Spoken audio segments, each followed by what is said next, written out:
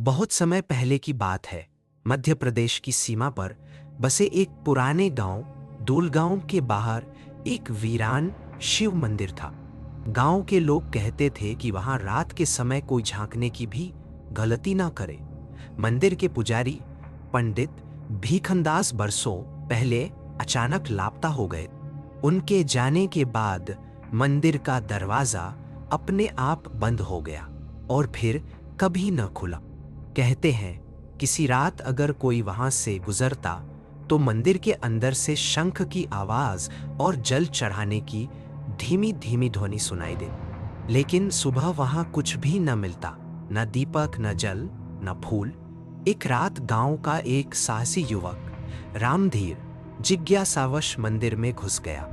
उसके हाथ में बस एक लालटेन थी और दिल में पंडित की खोई हुई सच्चाई को खोजने का हौसला।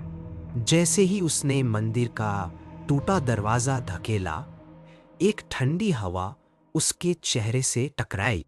अंदर घुप अंधेरा था, पर जैसे ही उसने लालटेन उठाई, दीवारों पर ताजा चढ़ाए गए हल्दी और सिंदूर के हाथों के निशान चमकने लगे। रामधीर ने देखा, सामने की शिवलिंग अब भी गीली थी, जैसे किसी ने कुछ क्षण पहले ही जल चढ़ाया हो।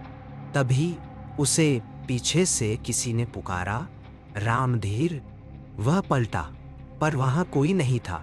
कुछ पल बीते और अचानक घंटी अपने आप बजने लगी। डर के मारे उसकी सांसें थम गई।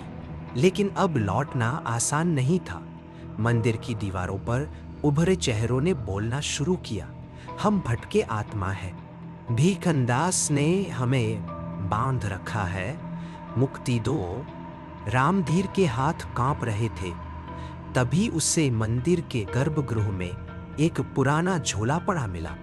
उसमें कुछ चिट्ठियां थी, पंडित की लिखी हुई, जिनमें उन्होंने आत्माओं को बांधने का रहस्य बताया था।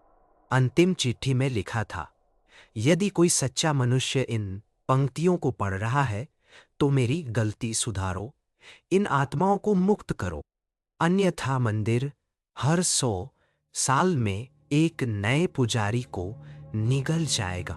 रामधीर ने मंत्र पढ़ने शुरू किए, वही जो चिट्ठियों में लिखे थे।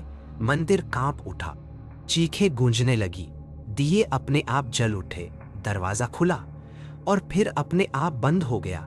अगली सुबह गांव वाले मंदिर पहुंचे।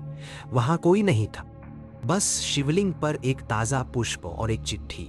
मैंने उन्हें मुक्त किया, अब यह मंदिर शांति में है।